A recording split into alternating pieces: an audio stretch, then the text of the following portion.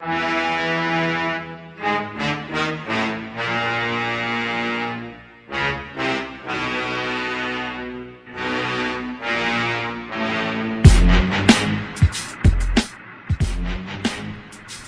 and gentlemen, it's the Big Jiu-Jitsu Show, member of the Pod Bros Podcast Network. Don't forget to go to podbros.com and find yourself a podcast that you want to listen to. And don't forget to check out our sponsors, Trap and Roll Soap Company, Tape Armor, and Rolls Gear Brazilian Jiu-Jitsu Apparel. I'm Rob, and this interview is coming from Nic Gregoriades, and he's an amazing black belt. He started the BJJ Brotherhood. He also hosts a BJJ Brotherhood podcast, which is a really interesting podcast, and if you want another podcast to listen to, you probably should check them out as well. But I had a really good time talking to Nic. He has a lot of really good philosophy when it comes to Brazilian Jiu-Jitsu, so I really hope that you guys enjoy the episode. And don't forget to check out our webpage at bjjshow.com. Like and favorite us on iTunes, rate and review us, and don't forget to check out our Facebook and YouTube page. And I'll see you guys after the show. Are you in the States right now, or are you Nice. I'm in Arizona. Oh, yeah. Lucky man. I do miss Arizona a lot. I was out there, I was a little south of Tucson. Lived there for a couple of years. Do what? Yeah, I'm in Tucson, actually. Oh, how you liking it out there? It's really good. I didn't really enjoy the summer so much, but it's the rest of the year is really good.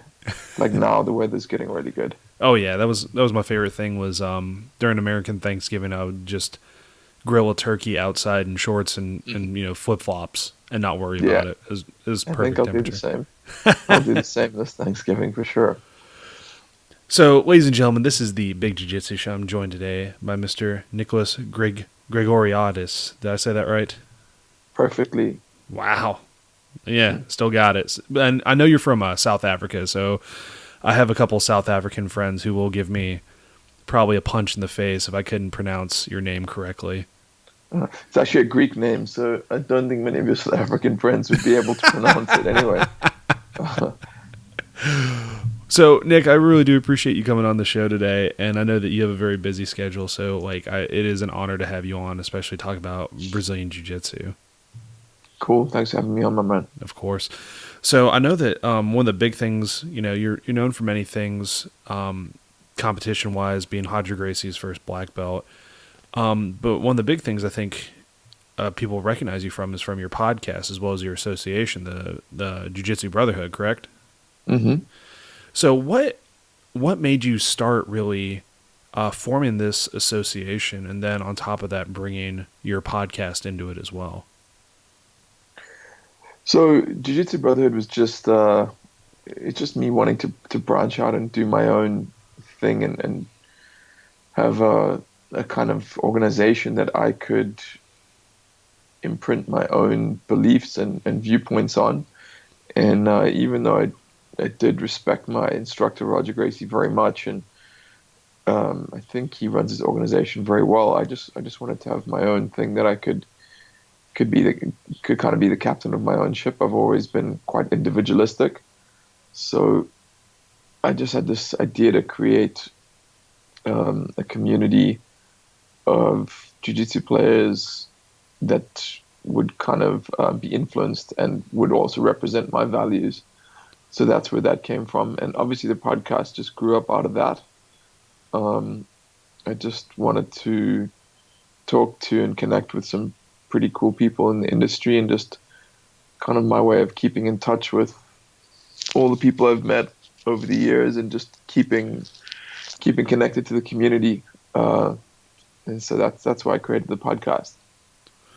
Well, it's an excellent reason for connection. Like, I find that to be one of the coolest things about doing a podcast is you just get an excuse to talk to some very talented, very smart people in the grappling community, and just kind of it's fun to hit on some of the same topics too, to be like, oh, we've all had frustrations, we've all had, problems and certain techniques, injuries, and just learning that everybody's kind of has similar points in their journey is really cool to me.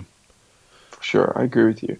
So you talked about with the Jiu-Jitsu Brotherhood, you wanted to have kind of a certain, you wanted to follow a certain, I guess, kind of theme, everybody like kind of following the way you want it to go, like what would you say is kind of paramount? Like what makes somebody a good fit for, say, the Jiu-Jitsu Brotherhood? I guess the easiest way to put it is just not being a douchebag.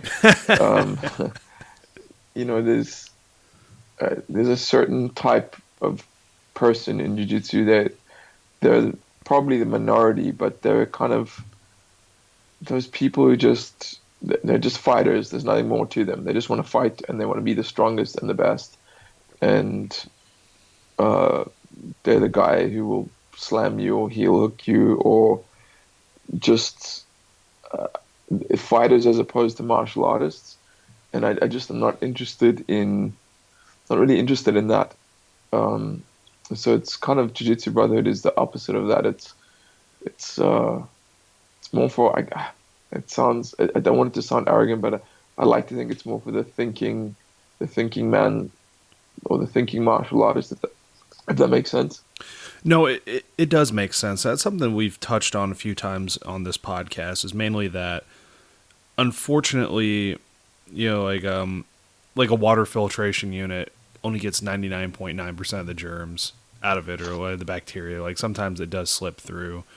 Mm-hmm. And not being a douchebag, or just being somebody who is more interested in smashing people for no good reason instead of learning to better yourself through martial arts, is kind of something I feel like is kind of what we agree on in this show as well. Like, we don't want to give a sounding board to people who are just excited to hurt other people with no rhyme or reason and have no interest in kind of using the martial art to kind of better themselves as well. Mm-hmm. Totally get it. Yeah, we're on the same wavelength for sure. So I've had Michael Vallada on the show one time, and I've talked to him very, very frequently, and he's had nothing but high praise for you, and says that you're just an amazing instructor. Thanks, buddy. Well, yeah. Thanks, Mike. Oh, and he's a cool dude too. So I see exactly where your philosophy is coming from. So as an instructor and somebody who gives a lot of guidance, what is something you really look for, besides not being a douchebag, in an instructor? What is, besides keeping kind of, I guess, like maybe a martial code, kind of, respect, humility, the Bushido way, what's something you also look for in an instructor? What's something, some of the kind of the qualities you look for? I think the first thing that comes to mind when you ask me that question is it's their ability to be totally present and to engage with you fully when they are trying to share with you. And I think this carries on over to different parts of life. I notice with myself, there's a very big difference when I'm, let's say I'm interacting with a sales assistant in a store. Sometimes if I'm in my own head, or if I'm just in a hurry to get the item I'm looking for in the store, I don't really look them in the eye. I don't really connect with them. And it's a very surface level interaction. And when I turn and walk out the store, if you ask me to tell you something about that sales assistant, I probably wouldn't be able to. Whereas other times when I'm present and I'm engaging and I look them in the eye and make eye contact and smile and really see them as a human being, and just I remove the label of student or sales assistant or whatever, and I'm able to connect with them, that to me is the hallmark of a good instructor. He makes everyone in his presence feel like they are valued and they are recognized. I think that's probably the most important thing, and that's the thing I'm always trying to do as an instructor. And I think that's something, like you said, is, if you take away the labels, you make somebody feel important, especially in a martial art that involves a lot of touching, I guess, for lack of a better way of putting it. Nasty, sweaty people on top of each other in funny pajamas, trying to choke each other and bend their limbs in ways that they're not supposed to go. I mean, it's a very it's a very overwhelming and sometimes intimidating environment that you can be in.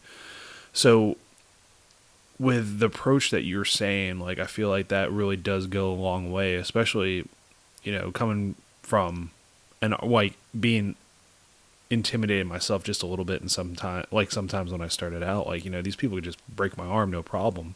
Mm-hmm. But giving people that encouragement for that. So do you, for the type of teaching you do, like you said, giving everybody like a fair share of attention, giving everybody, you know, like you engage in them. Do you feel that's something that Brazilian Jiu-Jitsu should start going more towards? Do you feel like there's still room for improvement in that with some of the academies out there? I mean, I know there's some out there who are still very like, you know, fight oriented or something like that. Not that that's necessarily a bad thing, but there's maybe not so much, I guess, inclusion with some of the new people. Yeah, I know there's some of the biggest academies in the world. You walk in and all you really are is just a number. People they just wanna sign you up onto whatever system it is they're selling, and you ultimately just meet for the grinder, right? Like the tougher guys will beat you up, and you know eventually you might integrate into the machine, but generally they don't give a damn about you. Yeah. And again, that's in the minority. I think most jiu-jitsu academies people are pretty cool, especially if they're the smaller ones that are owned and operated. I think you have to, if people don't feel like they're being valued, they're not going to stick around, and your school's not going to do well. So it's pretty much yeah, it's a do or die type thing. Very cool. Yeah, I'm right there with you on that opinion. So something else that is kind of, I've heard opinions on both. I've heard it from different martial arts as well. I've heard people say that competitions could be some of the worst things that a student does for themselves because it could make them quit, but it could also be some of the best things they ever do for themselves. So I always like to get the opinion of my guests sometimes on tournaments in general. Like, what's your general outlook on them? How do you feel they should be integrated in training, or should they even be integrated in training? Uh, I mean, the honest truth is I hate them. Like if I have to be honest, I've never enjoyed being at a jiu-jitsu tournament or a grappling tournament, except the enjoyment of interacting with old friends I haven't seen for a while, guys who train at other gyms. I like that aspect, but generally, all of the adrenaline and the just general anxiety and tension and posturing and all that kind of stuff doesn't really do much for me. However, having said that, I've never I've never fought in a tournament or a competition and not been glad afterwards that I did it. It's always worth it in the end. Um, so I think that it is a very, very quick way to.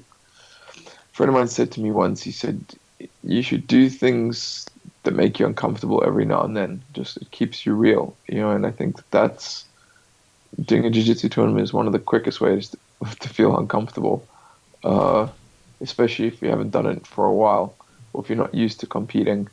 And I think just as a man, it's generally a good thing to keep you on your edge. Yeah, kind of do. I also do like the fact that for that you do kind of test yourself, but I think sometimes the attitude may not match up. Like I'm absolutely terrible at following my own advice. So my guy's like, "Hey, you lost. Don't worry about it. It's no big deal." And then if I lose, it's that like, "Oh man, what the hell? I suck so bad." Like it just does that to me. But for that, for somebody who is looking to even get into their first competition, what do you think is probably some of the best advice you could give them? Besides, like you said, sometimes we got to do something uncomfortable to make ourselves grow. Yeah, well, I think what's really important is to not let your identity be tied up in your performance, because ultimately, pretty much everyone loses sooner or later. Yeah. On a long enough timeline, your record will start to go down. But just because of that, that's the nature of the thing. Like age will catch up with you, or you'll get injured, or people will evolve and their game will supersede yours, or for whatever reason. I mean, we see it all the time. Recent case in point is our guy Conor McGregor. I mean, 2 years ago, that guy was a god basically, and now he's just another guy that got beaten by Yeah. Khabib. And the same thing will happen to Khabib, right? Yep. And it's just the nature of the game. So if you the important thing is to just not derive your value from your victories, because if you do that, winning will make you feel good, but losing will make you feel very bad. And I once heard something which I try to live my life by, which is anything that can be taken from you is not you. So that includes your family and your money and your career and your credentials. All of these things can be taken from you, and that ultimately means they're not part of your true essence. And so I think that it's important to, sure, you can have the desire to win. Everyone does. When I go to compete, I want to win. There's no doubt about that. But I remain detached from it because, as I said, I've realized that I can't have that intrinsically entwined with my self-esteem. No, it makes sense. That's actually a really interesting way to look at it because I've never looked at it that way. Anything that can be taken from you isn't really yours or you, Hmm. you know. It isn't really you, yeah. Huh. Yeah, I'm definitely gonna I'm gonna steal that, but I'm not. I'll still credit you for that one. You don't have to. It's not mine. I stole it. So at the beginning of the show, when we were starting up the episode, we were talking a little bit about grilling outside in the middle of Arizona in November, December time frame because it's pretty nice out there. What brought you to Arizona? My wife is originally from here. Really? Yeah, and her family's out here, so we wanted to spend a couple of years living out here. I think sooner or later I'll end up moving to a place like California. But for now, Arizona's been very good to us. Very, I mean, you know what it's like out in the desert. It's something special about it, right? There's a good frequency out here, you know? Yeah. There's something Yeah. about like where I was at. It was a little more mountainous than Tucson, Hmm. so I could go outside, like in the backyard, kind of sit down and look up, and there's like the mountain's not like right on top of me, but still pretty close. So you get like this really Hmm. amazing skyline, and you're just waking up to it. It's a really interesting way of life out there. Almost like it doesn't feel very rushed. It feels very Hmm. laid back, kind of at your own pace. Yeah, I agree. The thing I like about Tucson, which is the city I live in, is that it has everything you'd need from a big city. Like I can go to the Walmart if I really want to, or like go watch a film at a cinema or something like that. But it doesn't have that crazy frantic pace of life which that I found in a big city. I lived in one of the biggest metropolises in the world, one of the most vibrant metropolises in the world, London, for a long time. Yeah. And there came a point where it was so strange. I used to really thrive off that energy, and then it was almost like a switch was flicked, and I just almost got like allergic to it, if that makes sense. Um, I just suddenly woke up one day and I just don't want to be around all this noise and all these people and this pollution and all this intensity. And I do get what you mean about this area and just seeing the mountains in your backyard and stuff.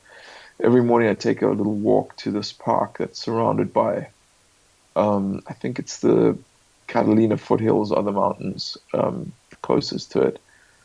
And just seeing those big vistas and just being able to see that big open sky, it does something really, really good and healthy for the human spirit, I think.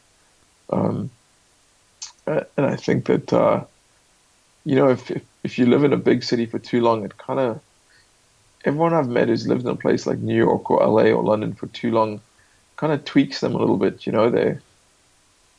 have to develop this kind of shell if you want to survive in a place like that. No, I understand what you mean. I live pretty close to Washington D.C., so a lot of my time was spent in D.C. or right around it. So there wasn't a lot of downtime. It wasn't very, like you said, there's no way to really walk outside and just kind of enjoy nature. It's cars and people and like airports and all sorts of stuff going on. Construction, Hmm. the subway, like just it adds up. Hmm. And And you're dead on about, like, you kind of have to form this shell to kind of survive in some place like that, because then people kind of get real cold out there as well to other Yeah. people. Whereas, in Tucson, something I really enjoyed about that was that you could, sit down, maybe like, the local drinking establishment, and strike up a conversation with just a random person, and it not be True. taken as you being weird, or Yeah. as like, what's this weird dude talking to me, man? Like, yeah, just, I'm trying to get some human interaction here, not just sit there and stare at a wall. Or, it's just, it's really cool. And I think it really mixes in well with the jiu-jitsu community out there as well. There's a pretty Hmm. cool jiu-jitsu community out there. Oh yeah, really, really good community. I'm just yeah, I'm just blessed to be able to train with these guys. They're just wonderful, wonderful people, and yeah, it's absolutely fantastic. And I think it has got something to do with that kind of small town vibe. Although having said that, the bigger academies or the bigger cities where I've trained, there are generally people pretty cool in their academies too, because just by nature of just by the nature of jiu-jitsu and what it is, people's guards kind of come down and they kind of show their true selves, and you get to know them pretty well. So I think jiu-jitsu allows you to get that small town kind of community in a big city. It's one of the great things about it, right? No, I agree. I agree. Because, I mean, like you said, people who do jiu-jitsu generally are just nice, laid-back people, and it's very rare to Mhm. get the douchebags in there, like we were saying before. So, moving to Arizona, and this was something I constantly think about when people talk about moving to Arizona, because I met my wife in the DC area, and she was very used to like big city stuff, and I drove her all the way out to Arizona, and I remember going over the hill, showing her the city we were living in, and I said, "Here it is," and I understand the frustration where she was coming from, but she said, "You brought me here." What? Like, so have you had any trouble kind of adjusting, besides, like you said, you can go to the Walmart, go to a cinema, something like that. Any adjusting, like maybe some slight adjustments you needed to make, or something you're not used to out there, not in the good way, but maybe like kind of in a little bit of a frustrating, or kind of like, oh, I had no idea way. Yeah, I mean, man, the heat just in the summer is just too much. It's just, yeah, I honestly thought a lot of people told me, oh, the summer's going to be intense, and I was like, whatever. I grew up in Africa, I can take it. But goddamn, man, the summer is just it's brutal, and I find it kind of difficult, if I'm honest. It's too much for me. So I guess like for example, this past summer, my wife and I just had to get out for 6 weeks. We went to Northern California um, because there's just too much, man. So that's probably been the most difficult thing. Yeah, the heat, and I think the other thing too is how many people are going to tell you it's a dry heat. Like, that's all you hear. It's like, oh, it's Yeah, really but hot, dude, but it's a dry heat. Like, yeah, I know, I yeah, live there. 115 degrees of dry heat is still 115 degrees of heat, man. No matter what anyone tells you. Yeah, Um, you can't put your dog can't walk on the pavement. That's how hot it yeah, is. Like, that's too hot. and it's not even the heat so much isn't the thing that started to get to me. It's just so goddamn bright. That's the part I don't like. It's just so it's almost like it grates on your nerves because it's just too much, man. Yeah, No, it's just too much. no, it makes sense because I don't have any exact science or whatever. I can even pull the whole Eddie Bravo look into it type thing, but what somebody was saying was like, because you're a little higher up out there in the desert area, that because like the sun just hits you a little bit harder or something. I have no idea if that's Mhm. a truth or not, or what it could be, but just it's always been a constant like sun beating down on you. And then when they have the monsoon come in, like, what is it, August to September, I think, maybe, or Hmm. and then It's just just such a relief. yeah, Yeah. yeah, it Mm. really was. But still, it's like you get 5 minutes of it and that's it, and then just is all gone. But then it comes back, so then you get 115 degrees of just humidity heat. at that point. Yeah, It's just terrible. intensity. Yeah, it's too much. That's why God made siestas, though, I guess. Oh, I think so, man. Unfortunately, I never got to really experience that. Mhm. Anytime I wanted a real afternoon nap, somebody would tell me I was wrong for wanting a nap because I'm wasting the day. I think that's lame. But hey. Yeah, that's lame. So, a couple years in Tucson or thereabouts, with the academies that you're trained with out there, are you in an instructor role out there? You just kind of doing your thing out there, kind of just training. Like what's on the plate for you usually out there? So the first time I visited here, I went to train at a few places, and the one I enjoyed the most was Undisputed, which is owned by Yeah. a very cool gentleman called David Riley, who I subsequently became friends with. And he said if I wanted to teach, I would be welcome to. So I teach a couple of nights a week there, and that's where I train. And just a wonderful, wonderful academy. I couldn't ask for a better place to train, if I'm honest. No, I mean there are I've heard a lot of good things about Undisputed. When we were competing out there, Undisputed actually was one of the main gyms that we would get to see out there all the time. And Uh-huh. I think I'm trying to remember if they had kickboxing, like they came to some kickboxing matches that I was cornering at, but like I've heard nothing but good things. So that's really awesome that you get to Yeah, they're good. just you get to do your own thing out there. That's really cool, man. Yeah, it's cool, man. I mean, just try to put out good vibes, and hopefully they come back to me, right? And I guess, luckily enough, I landed at what I consider to be the best gym in Arizona, and get to train with these awesome people. Very cool. My the gym I was at is about an hour south of Tucson at Shootbox Academy in Sierra Vista. So Oh, nice. yeah, if you ever find yourself out that way, I'm pretty sure they'd be down to have you come in at some point.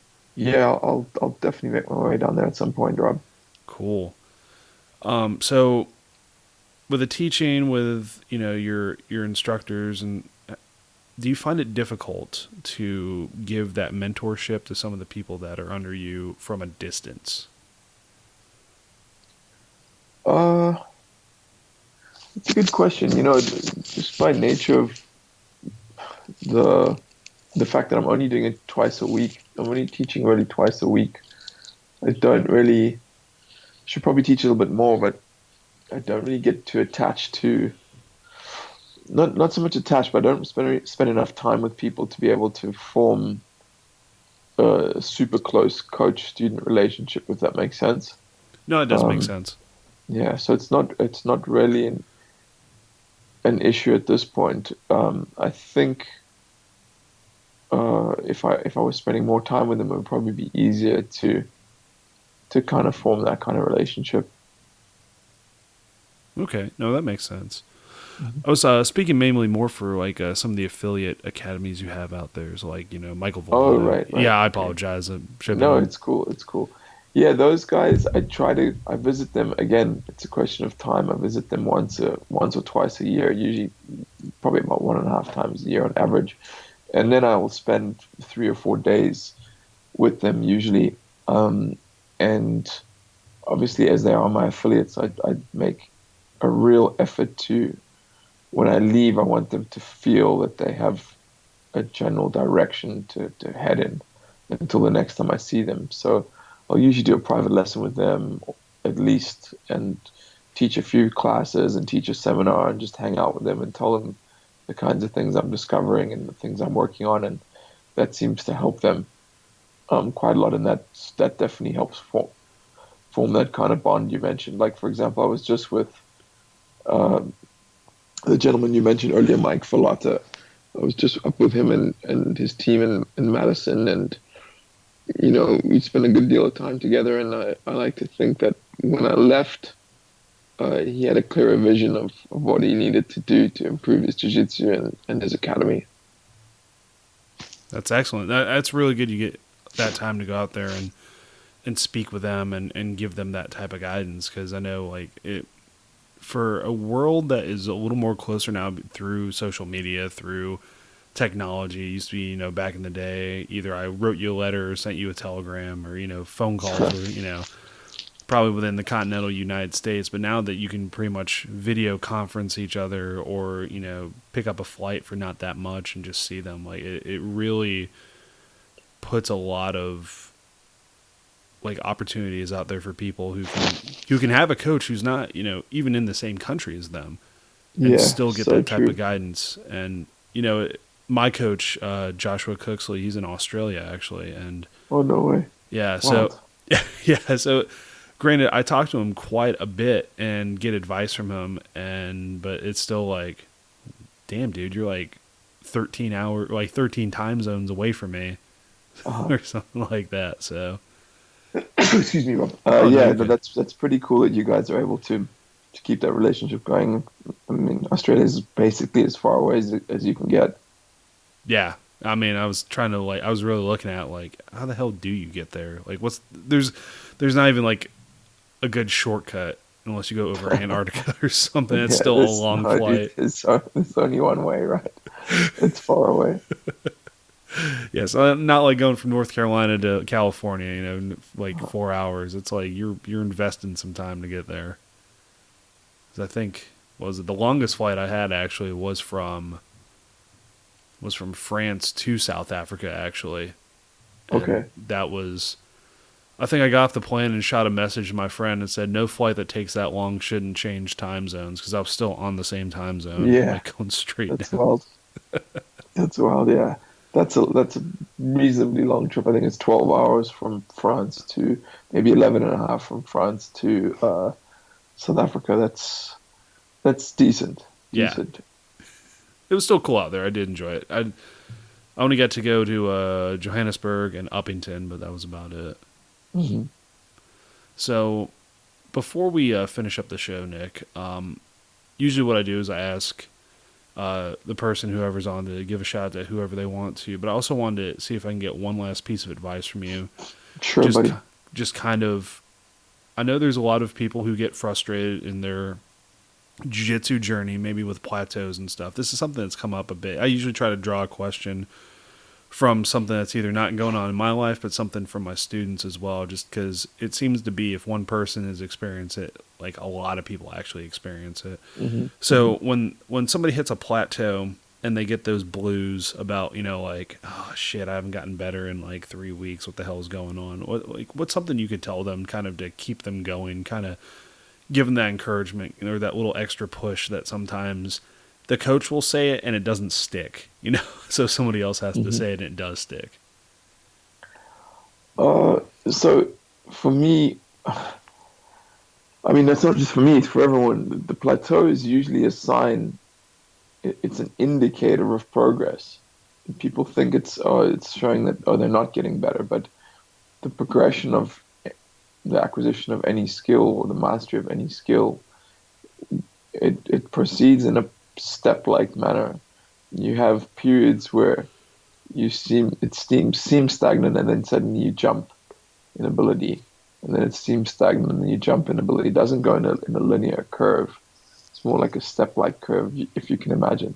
So if you find yourself on a plateau, it's a sign along the way. It means you're on the correct way, on the correct path. It means you are progressing. You just need to keep waiting for the next jump, right?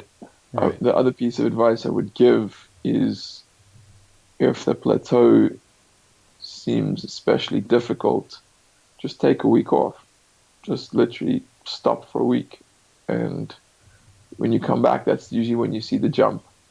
I know it sounds counterintuitive, but I've seen that over and over again. Especially if I'm starting to not enjoy it or get bored of it, just reset for a week or two.